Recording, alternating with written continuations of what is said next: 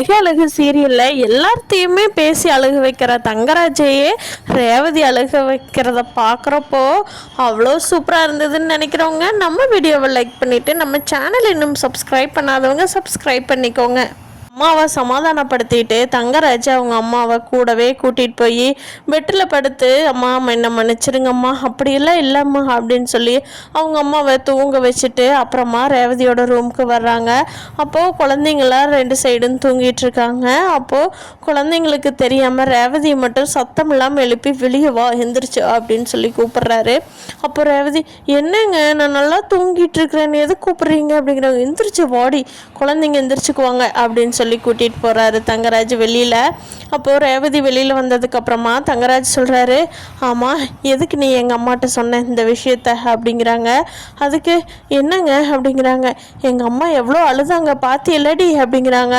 ஆமாம் நீங்கள் எங்கள் அம்மா அப்பாட்ட போய் நான் சொன்னதை சொன்னீங்கல்ல, அப்போ அவங்களுக்கும் அப்படித்தானே மனசு கஷ்டப்படும். நம்ம பொண்ணே மாப்பிள்ளைகிட்ட எப்படி சொல்லியிருக்கிறா பாருன்னு நினைப்பாங்க. அதனால தான் நான் சொன்னதுக்கு நீங்கள் சொன்னீங்க, நீங்கள் சொன்னதை நான் சொல்லிட்டேன் அத்தைட்ட அப்படிங்கிறாங்க. ஏய் அது வேறு விஷயம்டி, இது வேறு விஷயம். அது உங்கள் அண்ணிங்க சம்மந்தப்பட்ட விஷயம். இது நீ டைரெக்டாக எங்கள் அம்மா சம்மந்தப்பட்டதையே போய் சொல்லியிருக்கிற. உனக்கு எவ்வளோ ஒரு கொழுப்பு இருந்தால் நீ இப்படி போய் சொல்லியிருக்க மாட்ட. புருஷன்னா கொஞ்சமாவது பயபக்தி இருக்கணும். எல்லாம் சுரேஷ் பொண்டாட்டி நேரம் அவள் எல்லா ஆளாளுக்கு அவள் சொல்லி கொடுத்து நீ இப்படி ஆடிக்கிட்டு இருக்கிற அப்படிங்கிறாங்க. ஏங்க மதி எதுக்குங்க தேவையில்லாமல் இப்போ உள்ள இழுக்கிறீங்க? மதியும் சொல்லலை, மலரும் சொல்லலை.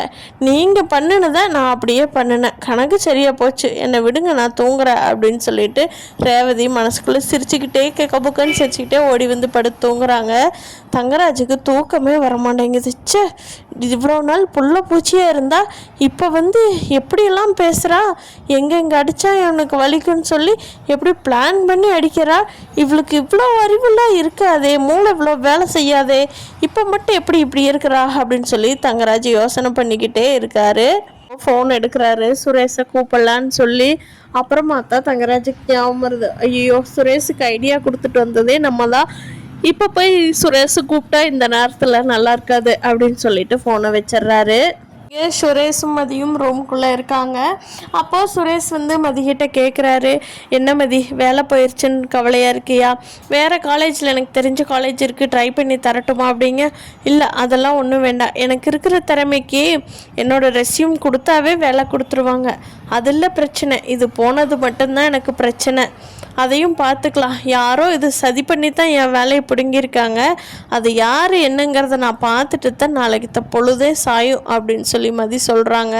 அப்போது அட பரவாயில்ல விடு, போனால் போயிட்டு போகுது, நீ கஷ்டப்படாத, நீ நீ எதுக்கும் கவலைப்படாத, நான் இருக்கேன்ல அப்படின்னு சொல்லி வாய் குளறி பேசுகிறாரு சுரேஷ்.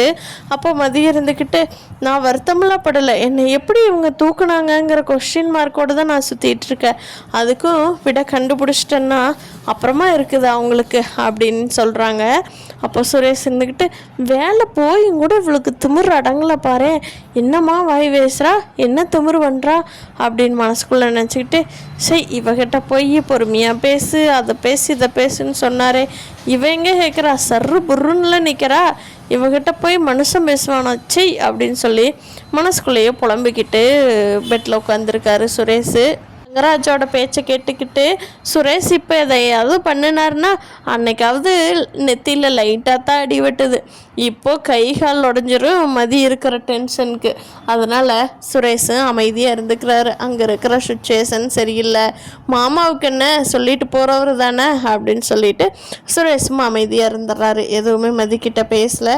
சரி மதி நீ நிம்மதியாக தூங்கு, எதாக இருந்தாலும் நாளைக்கு பார்த்துக்கலாம் அப்படின்னு சொல்லவும் மதி அப்படின்னு சொல்லி தலையாட்டிட்டு அவங்களும் படுத்து தூங்கிட்டாங்க.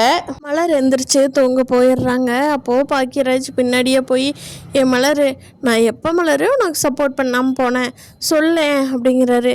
நீ எப்போ பாக்கியராஜ் எனக்கு சப்போர்ட் பண்ணின நீயே யோசிச்சுப்பாரு, நான் போய் சொல்கிறேன்னா நீயே யோசனை பண்ணிப்பாரு. நீ ரேவதிக்கு பண்ணுற சப்போர்ட் கூட 4 பேர் இருக்கும்போது எனக்கு பண்ணுறதில்ல பாக்கியராஜ், பாக்கியராஜ், நான் உண்மையாக தான் சொல்கிறேன். நீ சும்மா திருப்பி திருப்பி பேசினா மட்டும் உன் மேலே நியாயமெல்லாம் ஆகிறாது பாக்கியராஜ் அப்படின்னு சொல்லி மலர் சொல்கிறாங்க. ஏ மலர், அப்படியெல்லாம் இல்லடி, ஏண்டி இப்படி பண்ணுற? நான் இருக்கிறதே உனக்காகவும் பாப்பாக்காகத்தான், ஏண்டி இப்படிலாம் சொல்கிற அப்படிங்க. அது இந்த செவத்துக்குள்ளே மட்டும்தான் பாக்கியராஜ் இந்த வாயி. இந்த செவத்துக்கு வெளியில் போயிட்டா அப்படியே அம்மா பேச்சு அப்பா பேச்சு இதைத்தான் கேட்க போகிற. ஆனால் ஒன்று பாக்கியராஜ், இன்னைக்கு மாமா வந்து தன்னோட மாப்பிள்ளை பண்ணினதே தப்புன்னு இருப்பார். ஐயோ எனக்குன்னா அவ்வளோ சந்தோஷம் அப்படிங்கிறாங்க. ஆமாம் மலர், இதெல்லாம் அப்பா வாயிலிருந்து வரும்னு நானே எதிர்பார்க்கல அப்படின்னு சொல்லி 2 பேரும் ஜாலியாக கதை பேசிக்கிட்டு சூப்பராக என்ஜாய் பண்ணிகிட்ருக்காங்க. காலையில் தூங்கி எந்திரிச்ச உடனே தங்கராஜ் வந்து ரேவதி ரேவதி ரேவதி அப்படிங்கிறாங்க. ரேவதி வந்துட்டு என்னங்க காஃபி வேணுமா அப்படிங்கிறாங்க. அதெல்லாம் காஃபி வேண்டாம், ஒன்றும் வேண்டாம், என் பையனையும் பொண்ணையும் நான் பார்த்துக்கிறேன், எனக்கு பார்த்துக்க தெரியும், கிளம்பு, நீ கிளம்பு உங்கள் அம்மா வீட்டுக்கு அப்படிங்கிறாரு. ஏங்க என்னாச்சு, என்ன எதுக்கு போக சொல்கிறீங்க அப்படிங்கிறாங்க. நீ தானே நைட்டு நான் எப்போவையோ ஏதோ பேசுனதை எங்கள் அம்மா கிட்ட போட்டு கொடுத்த, எங்கள் அம்மா எவ்வளோ அழுதாங்க பாத்தியில ரேவதி. உனக்கு கொஞ்சமாவது ஈவிறக்கு இருந்ததுன்னா அந்த வேலையை செஞ்சுருப்பியா? உனக்கு இந்த வீட்டில் சொகுசை வச்சுருந்தா நீ அப்படித்தான் இருப்ப, உனக்கு அந்த அருமை தெரியாது. கிளம்பு, ஒரு மாதம் மட்டும் உங்கள் வீட்டில் இருந்துட்டு வா, புள்ள பசங்களையெல்லாம் நானும் எங்கள் அம்மாவுமே பார்த்துக்குறோம், நீ போய்கிட்டே இடத்த காலி வேணு அப்படிங்கிறாங்க. சரி, எனக்கு என்ன, நான் போயிடுவேன் அப்படிங்கிறாங்க. போய் பாரு, அங்கே போய் இருந்தீன்னா தான் இந்த வீட்டோட மகிமை உனக்கு தெரியும். அவங்கெல்லாம் கூப்பிட்டு கேட்கட்டு அதுக்கு பதில் நான் சொல்லிக்கிறேன் அப்படிங்கிறாங்க. ஏங்க கண்டிப்பாக நீங்கள் சொல்லிக்குவீங்கல்ல, நான் எதுவும் சொல்ல தேவையில்லையில்ல அப்படிங்கிறாங்க ரேவதி. என்னடி கிண்டல் பண்ணிகிட்ருக்கிறியா?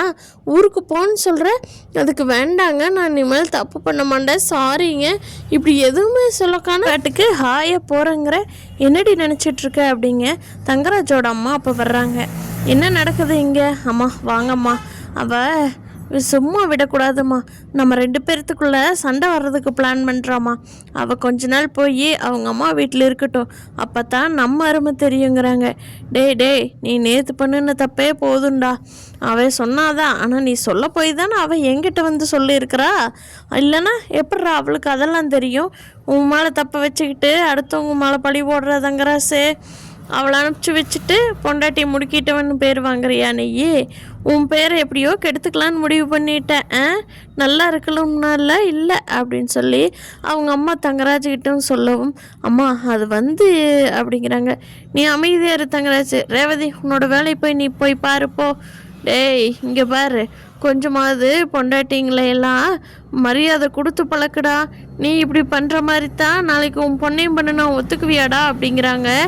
அதுக்கு தங்கராஜ் வந்துட்டு, அது எப்படிம்மா, என் பொண்ணு ஒருத்தன் நல்லவனா பார்த்து தானே கல்யாணம் பண்ணி கொடுப்பேன், யாருக்கு வேணாலும் பண்ணி கொடுக்க மாட்டேனே அப்படிங்கிறாங்க. அது இப்போ சொல்லலாம்டா, பெருசாகி அவள் வந்தால் தானே தெரியும் அப்படின்னு சொல்கிறாங்க. எப்படியோ ரேவதிக்கு அப்பாடா 2 பேரும் பேசிக்கிட்டாங்க அப்படின்னு சொல்லி ரேவதிக்கு அமைதியாயிருச்சு. நான் கூட எங்கள் 2 பேர்த்தையும் இது பண்ணிட்டணும்னு நினச்சேன், பரவாயில்ல 2 பேரும் ராசி ஆயிட்டாங்க. நம்ம கூப்பிட்டு அன்னிக்கிட்ட இங்கே நடந்த கதையெல்லாம் சொல்லணும், எல்லாரும் வெளியில் கிளம்பட்டோம், அப்புறம் பேசிக்கலாம் அப்படின்னு நினச்சிட்ருக்காங்க ரேவதி.